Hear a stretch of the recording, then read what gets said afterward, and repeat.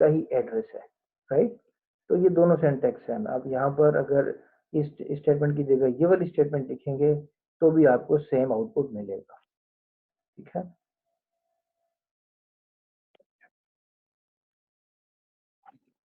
So alternative method to access array elements, ठीक है। अभी हमने देखा कि मुख्तलिफ तरीकों से हम एरे के एलिमेंट्स को एक्सेस कर सकते हैं, राइट। तो एक और मेथड भी है एरे के एलिमेंट को एक्सेस करने का। अगर आपको ये गिवन है 24, 34, 12, 44, 56 और 17, and we also know that on mentioning the name of the array we get its base address। मैं ये भी बताया कि जब हम सिर्फ नम मेंशन करते हैं, ठीक है, सिर्फ एरे का नेम मेंशन करते हैं, तो हमें मिलता क्या है, base address, starting address of array, ठीक है। Thus by saying value at num, अगर आप ये लिखेंगे तो इसका क्या मतलब होगा, be able to refer to the 0th element of the array that is 24, right. तो अगर आप लिखेंगे नम 0, उसका मतलब भी 24 है, नम ऑफ 0 भी 24 है, राइट। अगर आप ये लिखते हैं नम 0, तो इसका मतलब भी 24 है। और वैल्यू एट नम, सिर्फ ये लिखें वैल्यू एट नम, उसका मतलब भी 24 है। So one can easily see that value at num and value at num plus 0 both refer to 24। तो नम प्लस 0 लिखेंगे वो भी नम बनेगा, उसके उसके ऊपर जो वैल्यू है तो वो 24 बनेगी, ठीक है। और इसी को हम कहते हैं नम 0,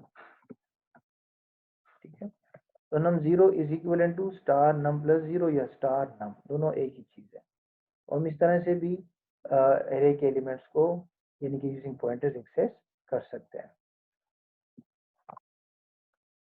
अच्छा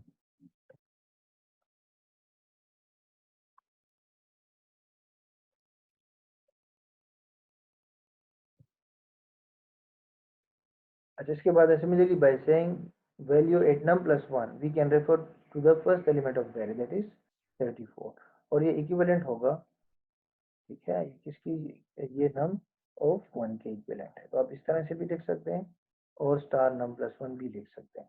So in fact, this is what the C compiler does internally. Internally C compiler यही करता है। When we say num of I, तो कंपाइलर करता है क्या है, the C compiler internally converts it into star num plus I। तो वो भी इंटरनली यही कर रहा होता है, ठीक है। आप num 1 मेंशन कर रहे हैं लेकिन इंटरनली कंपाइलर उसको स्टार num plus 1 में कन्वर्ट कर देता है।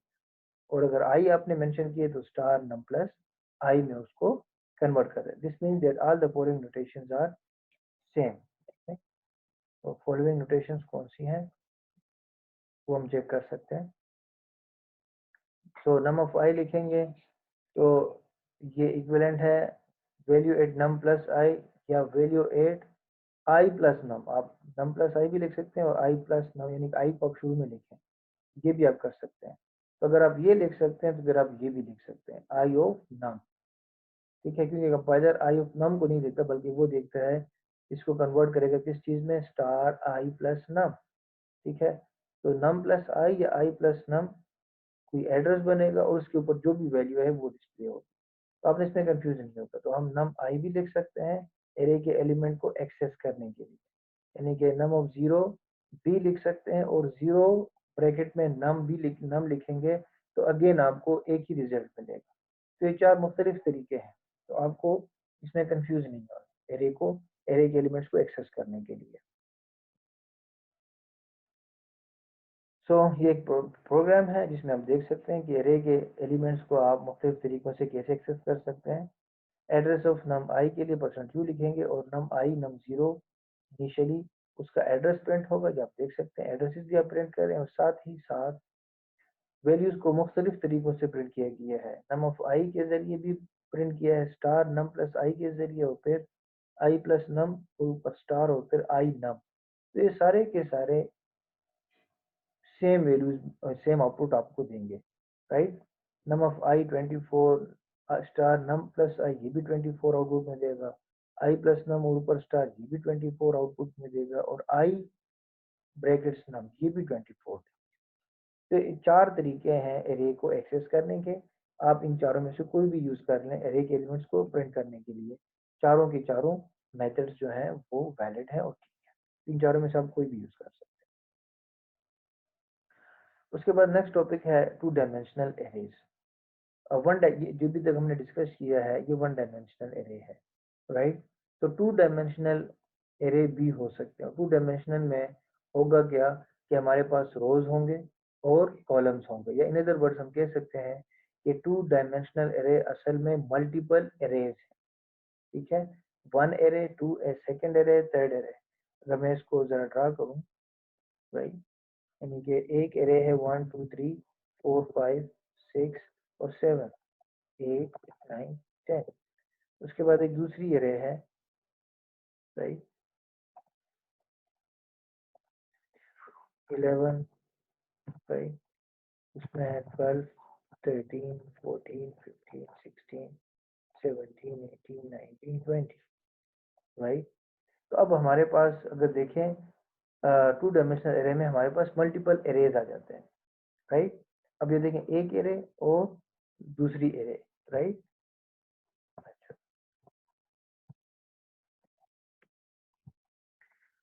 इसमें होगा क्या, वेट करें मैं इसको चेंज करने की कोशिश करता हूँ।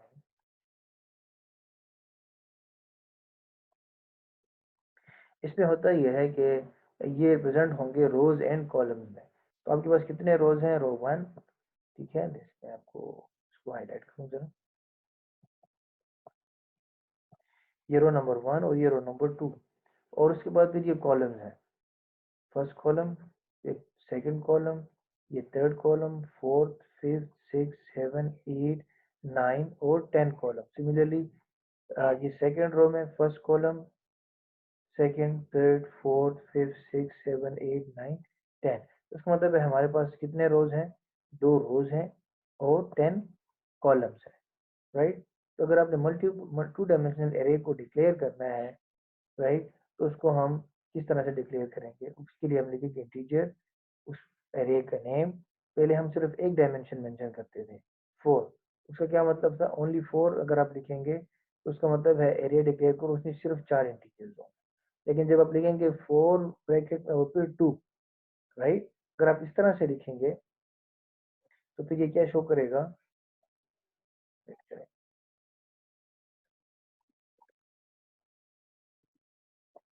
राइट। तो ये 4 है। अब ये बता रहा है टोटल रोज कितने होंगे आपके एरिया में, राइट, ये बता रहा है। और उसके बाद जो सेकंड आपका डायमेंशन है एरे का, तो वो बता रहा है कि कितने कॉलम्स होंगे, कितने कॉलम्स होंगे। इसका मतलब है अब आपके पास एक एरे की जगह कितने एरेज हैं, 4 रोज हैं, तो इसका मतलब है, आपके पास 4 डिफरेंट एरेज हैं, 4 रोज, 4 एरेज। और हर एरे में आपने कितने कॉलम मेंशन किए, यहाँ पर 2 कॉलम। इसका मतलब है हर एक एरे में सिर्फ और सिर्फ 2 एलिमेंट्स होंगे। अब इसका ये मतलब बन, अगर हम लिखेंगे 2 और 5, इसका मतलब है कितने रोज हैं, 2 रोज हैं, यानी कि 2 डिफरेंट एरेज हैं। और हर एक एरे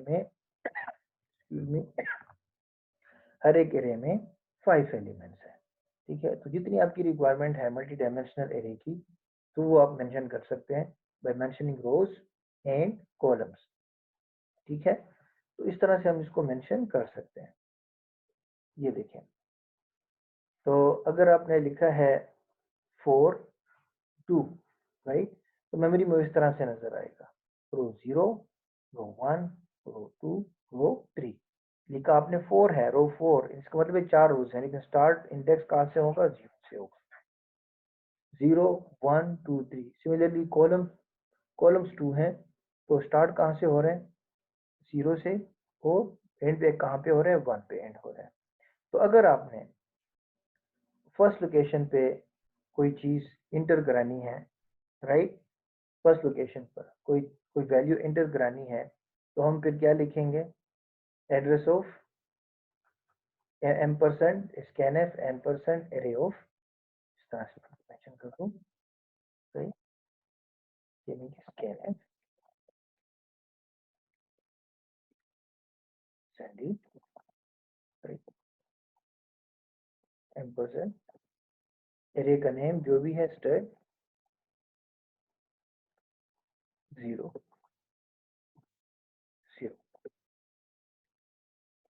0।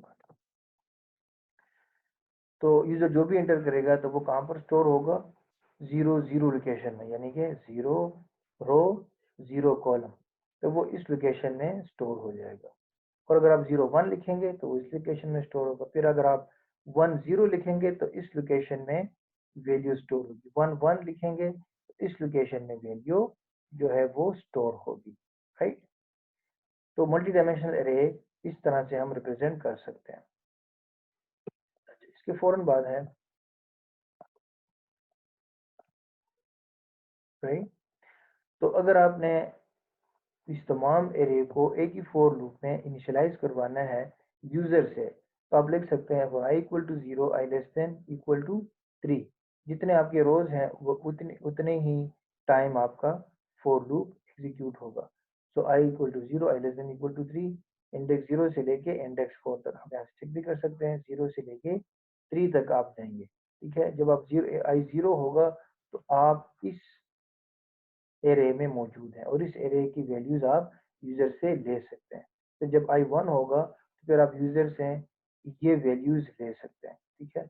और यहाँ पर आपके पास जो जो रो है वो तो चेंज हो रहा है, लेकिन कॉलम आपके पास अगर देखें या 0 है या 1 है, या 0 है या 1 है, तो आप यूजर से फिर वैल्यूज कैसे लेंगे।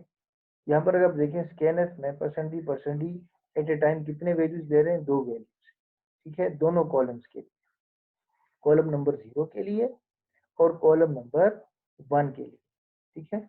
सो रो चेंजेस फॉर ईच स्टूडेंट। तो इनिशियली रो 0 होगा और यहाँ पर भी रो 0 होगा। तो रो 0 के लिए कॉलम 0 कॉलम 1, फिर जब ये रो 1 होगा तो रो 1 के लिए कॉलम 0 कॉलम 1, फिर जब रो 2 होगा कॉलम 0 कॉलम 1, और फिर जब रो 3 होगा अगेन कॉलम 0 और कॉलम 1। तो जब भी आप वैल्यूज एंटर करेंगे, राइट, तो आप किस तरह से एंटर करेंगे, दो वैल्यूज आपने एट ए टाइम चाहिए, एक उसका रोल नंबर 1 2 3 4 और उसके बाद मार्क्स, स्पेस या एंटर करके आप मार्क्स उसको असाइन कर सकते हैं। तो एट ए टाइम स्कैनफ आपसे दो वैल्यूज लेगा, ठीक है। अब आपने इनिशियलाइज कर लिया, अब आप उसको अगर डिस्प्ले करना चाहे अगेन 0 से लेके 3 तक आपके डिफरेंट रोज हैं और हर रो में दो ही वैल्यूज हैं, दो कॉलम्स हैं, उन दोनों की वैल्यूज को अपने प्रिंट करना है, राइट। तो स्टेट आए 0 यानी कि 0 0 और 0 1 प्रिंट करो। तो 0 0 पे जो वैल्यू होगी वो प्रिंट होगी, वो 0 1 पे जो वैल्यू होगी उसके बाद जाके वो प्रिंट होगी। फिर 1 0 1 1 2 0 2 1 3 0 और 3 1 पे जो वैल्यू होगी आप उसको प्रिंट करवा सकते हैं, ठीक। तो इस तरह से आप इसको मल्टी डायमेंशनल एरे को डिक्लेयर कर सकते हैं और उसको यूजर इनिशियलाइज भी फिर करवा सकता है। अब अगर हम चाहें कि जब हम डिक्लेयर करें साथ ही साथ उसी वक्त उसको इनिशियलाइज भी करें, यहाँ पर सिर्फ डिक्लेयर किया है, इनिशियलाइज नहीं किया, और इनिशियलाइज के लिए फिर हमने स्कैनफ यूज किया, यूजर उसको इनिशियलाइज कर। लेकिन अगर आप चाहें कि कंपाइल टाइम पर या रन टाइम पे इनिशियलाइज हो रहा है, एरे जो है आपकी रन टाइम पे इनिशियलाइज हो रही है, लेकिन अगर आप चाहें कि एग्जीक्यूशन टाइम पे, राइट, एग्जीक्यूट कंपाइल टाइम पे, सॉरी, एग्जीक्यूशन टाइम या कंपाइल टाइम पे ही आप उसको वैल्यूज असाइन करें, तो फिर वो आप कैसे असाइन कर सकते हैं, आप उसको फिर इस तरह से लिख सकते हैं, start for two is equal to braces open, ये ब्रेसेस क्लोज, सेमीकोलन, और उसके अंदर जाके आप इस तरह से मेंशन कर सकते हैं कि जो पहली रो है ब्रेसेस के अंदर उसके दो वैल्यूज ये वाले हैं, फिर जो दूसरी रो है उसके दो वैल्यूज, फिर तीसरी रो के दो वैल्यूज और फिर चौथी रो के दो वैल्यूज, क्योंकि आपने मेंशन ये किया है 4 2, और अगर ये है 5 3 तो फिर आपका एक और रो आ जाएगा और हर एक रो में 3 एलिमेंट्स होंगे। अगर आप 3 मेंशन करेंगे तो यहाँ पे 5 मेंशन करेंगे, एक रो बढ़ जाएगी, और 3 मेंशन करेंगे तो एक कॉलम यहाँ पर मजीद बढ़ जाएगा, और सिंटेक्स उसका यही रहेगा, braces comma braces comma braces comma, जो फाइनल ब्रेसेस है उसके बाद आपने कॉमा नहीं लगाना, उसके बाद एंडिंग ब्रेसेस और सेमीकोलन। और अगर आपको ये डिफिकल्ट लग रहा है तो आप डायरेक्टली जिस तरह आप एरे में असाइन कर रहे होते हैं 1 2 3 4 5 6, फिर 1 2 1 2 3 3, फिर 1 4 3 4 8 0 1 3 1 2 और 7 8, राइट। तो ये भी 0 0 को असाइन होगा, ये 0 1 को, फिर ये 1 0 को, ये 1 1 को, ये 2 0 को, ये 2 1 को, ये 3 0 को और ये 3 1 को असाइन होगा। इसमें भी कोई कंपाइलर आपको एरर नहीं, जिस तरह आप नॉर्मली एरे को इनिशियलाइज कर रहे थे, आप मल्टी डायमेंशन एरे को भी इसी एक ही लाइन में इनिशियलाइज कर सकते हैं विदाउट यूजिंग एनी ब्रेसेस। लेकिन ये ज़्यादा रीडेबल है, इससे पता लग रहा है कि ये 2 डायमेंशनल एरे है और इसमें कोई पता नहीं लग रहा कि ये एलिमेंट्स आपका रो कहाँ से स्टार्ट हो रहा है और कहाँ पे खत्म हो रहा है। यहाँ पे डायरेक्ट नजर आ रहा है कि रो, ये फर्स्ट रो है, इसमें 2 एलिमेंट्स हैं और बिल्कुल आपको क्लियर नजर आ रहा है। लेकिन यहाँ पर आपको क्लियर नजर नहीं आ रहा। लेकिन अगर आपको इस तरह डिफिकल्ट लग रहा है तो आप इस तरह से भी अपने एरे को इनिशियलाइज करा सकते हैं। So it is important to remember that while initializing a two-dimensional array, it is necessary to mention the second column dimension, whereas the first dimension row is optional. ठीक है। एरे के case में हमने कहा था, वन डायमेंशनल एरे के case में हमने कहा था अगर आप उसको इनिशियलाइज कर दें तो फिर ब्रैकेट में डायमेंशन जो है वो मेंशन करना ऑप्शनल बन जाता है। लेकिन टू डायमेंशनल में अगर आप रो नहीं मेंशन करते जब आपने इनिशियलाइज किया तब, तो रो अगर नहीं मेंशन करते तो कोई हर्ज नहीं, लेकिन कॉलम आपने जरूर मेंशन करना है। ठीक है, तो ये इसका सिंटैक्स है, राइट। तो अगर आप जिस वक्त इनिशियलाइज कर रहे हैं तो आपकी मर्जी दोनों मेंशन करें या सिर्फ एक मेंशन करें, लेकिन कॉलम मेंशन करना जरूरी है अगर आप रो को मेंशन नहीं करते। सो ये एक्सेप्टेबल है, लेकिन ये दोनों एक्सेप्टेबल नहीं है। क्यों? रो आपने मेंशन की लेकिन कॉलम यहाँ पर भी मिसिंग है और यहाँ पर भी मिसिंग है। ठीक है, तो ये पार्ट जो है इसको आप खाली रख सकते हैं, रो वाला पार्ट जब आप इनिशियलाइज कर लें तब। लेकिन कॉलम वाला पार्ट आपने इसको जरूर कोई ना कोई वैल्यू जरूर मेंशन कर। ठीक है, तो आपने इसका ख्याल रखना है जब भी आप मल्टी डायमेंशन एरे को इनिशियलाइज करते हैं। तो इनिशियलाइज करते वक्त रो ऑप्शनल है लेकिन कॉलम आपने जरूर मेंशन करना है। सो मेमोरी में अगर हम देखें, मेमोरी में तो ये किस तरह से स्टोर होगा, मेमोरी में भी ये इसी तरह स्टोर होगा जिस तरह आप देख सकते हैं कि पहले ये एलिमेंट, फिर दूसरा, फिर तीसरा, चौथा, पांचवा, छठा, सातवां। मेमोरी में ये इस तरह से स्टोर, क्योंकि मेमोरी में कोई रोज और कॉलम्स नहीं होते। मेमोरी में सिर्फ आपके पास लोकेशंस होते हैं जो एक सीक्वेंस में जा रहे होते हैं।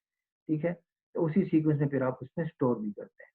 तो मेमोरी में ये इसी तरह से स्टोर होंगे। लेकिन अगेन इसको हम कहेंगे S00, इसको हम कहेंगे S01, इसको हम कहेंगे S10, इसको S11, 20, 21, 30, 31। तो मेमोरी में जब ये स्टोर होंगे तो अगेन ये इसी तरह ही एक सीक्वेंस में स्टोर होंगे, जिस तरह आपने चेक किया था कि वन डायमेंशनल एरे जो है वो स्टोर होती है। सिमिलरली टू डायमेंशनल एरे भी इसी तरह एक सीक्वेंस में स्टोर हो।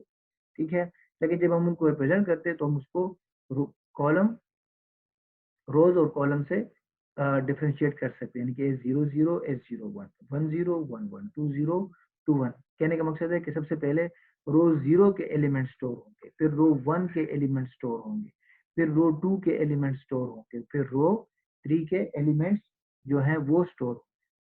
So we can easily refer to the marks obtained by the third student using the subscript notation as shown below. ठीक है, तो स्टड 2, ठीक है, थर्ड स्टूडेंट से मुराद जो आपका थर्ड रो है। तो थर्ड रो जो है ये फर्स्ट रो, ये सेकंड रो और ये थर्ड रो। ठीक है, और उसके जो मार्क्स हैं तो वो कौन से हैं? 80। तो हम लिख सकते हैं S21, राइट। तो हम 80 उसके जो मार्क्स हैं उसको हम एनी टाइम एक्सेस कर सकते हैं यूजिंग दिस नोटेशन।